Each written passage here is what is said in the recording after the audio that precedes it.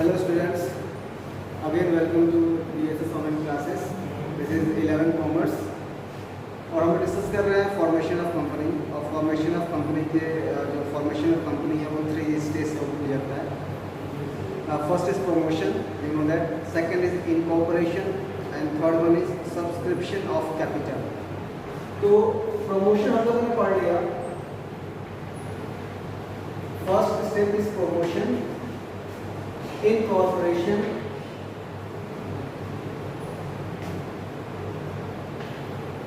और जो third stage है फॉर्मेशन ऑफ कंपनी का, सब्सक्रिप्शन ऑफ कैपिटल।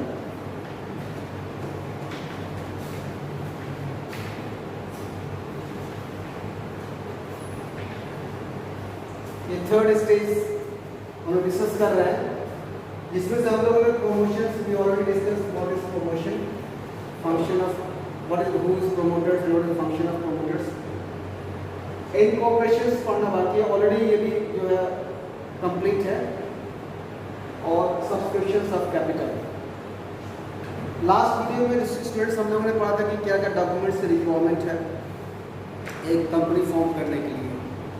वो डॉक्यूमेंट कल के वीडियो में हम लोग डिस्कस किया था, प्रीवियस वीडियो में डिस्कस किया था, ठीक है। तो इसी डॉक्यूमेंट के बेस पर जो हम इनकॉर्पोरेशन जो स्टडी करेंगे।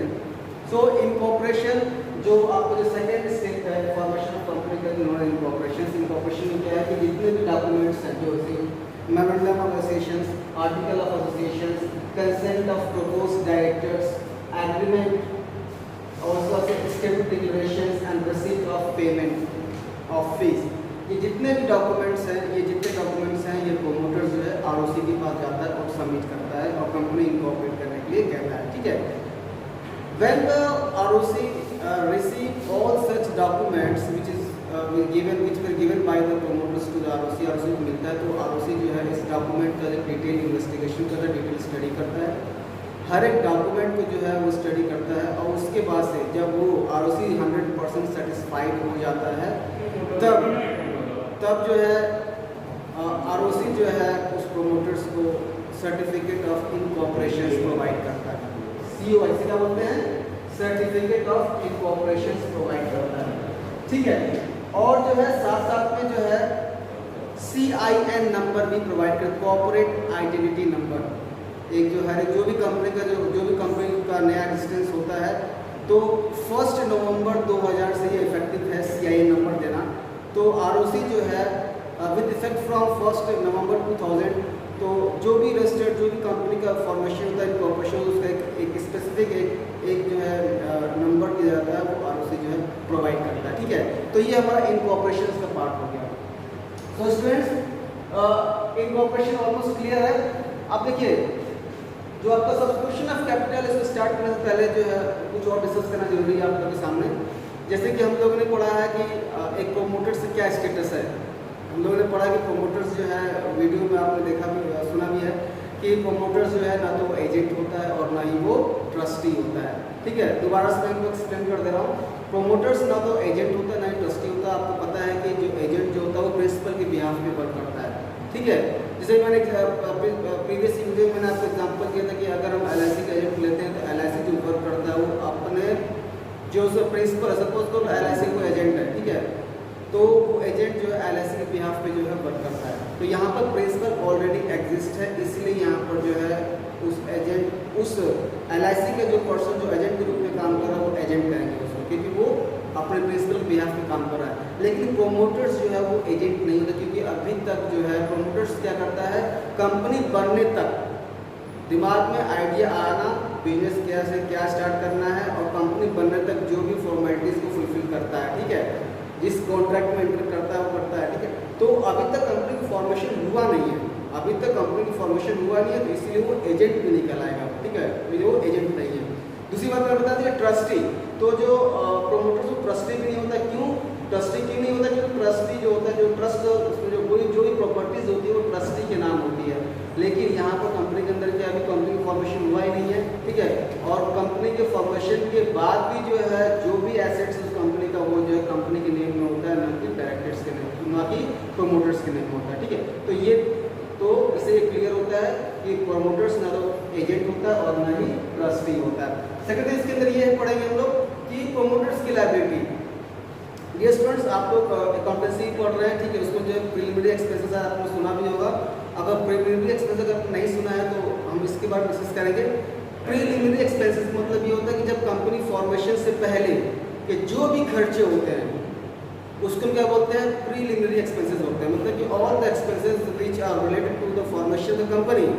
लेकिन अब तक फॉर्मेशन हुआ नहीं कंपनी का, तो जितने भी एक्सपेंसेस हमारे प्रीलिमिनरी एक्सपेंसेस होते हैं वो एक्सपेंसेस जो है कौन बियर करता है, प्रोमोटर्स बियर करता है। क्या वो प्रोमोटर्स कौन बियर करता है, कंपनी की फॉर्मेशन हुआ नहीं है तो वो जितने भी एक्सपेंसेस है वो प्रोमोटर्स बियर करता है। उस एक्सपेंसेस को क्या बोलते हैं, प्रीलिमिनरी एक्सपेंसेस कहते हैं या प्रीलिमिनरी एक्सपेंसेस कहते हैं, ठीक है। अब जो है इसमें हम इसी को डिस्कस करेंगे। सपोज कर लीजिए कि मैं और आप जो है प्रोमोटर्स हैं और हम किसी एक प्राइवेट कंपनी की फॉर्मेशन करने जा रहे हैं, ठीक है। I am and you are promoters. Private company में दो लोग होते हैं, एक आप हो गए कि मैं हो गया, हम लोग जो है कि प्राइवेट कंपनी की फॉर्मेशन करने जा रहे हैं।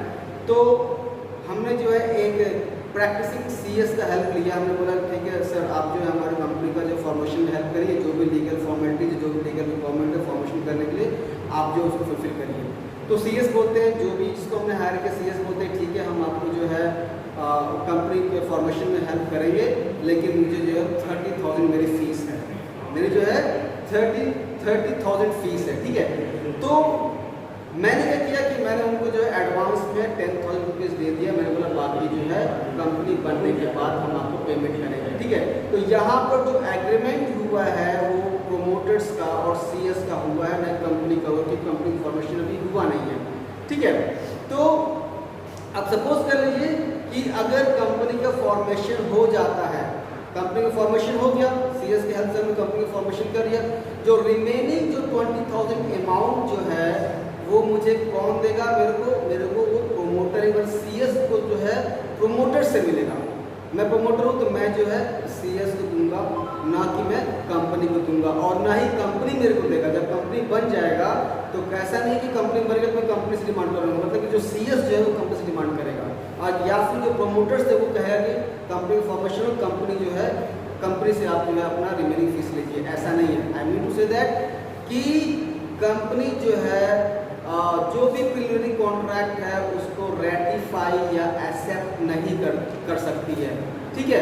जैसे कि रेटिफाई या एक्सेप्ट मतलब सपोज कर लीजिए कि मैंने जो है मेरा जो भी कॉन्ट्रैक्ट हुआ वो सीएस के साथ हुआ है, एडवांस मुझे 20,000 अमाउंट मुझे मिल गया है, और रिमेनिंग 20,000 अमाउंट जो है कंपनी बनने के बाद, कंपनी बन गया, फॉर्मेशन हो गया, तो मैं जो है मेरा कॉन्ट्रैक्ट किसके साथ हुआ है, तो सीएस साथ हुआ है, तो सीएस से ही मैं जो है पैसे की डिमांड करूंगा, ना कि कंपनी के साथ करूंगा, ठीक है।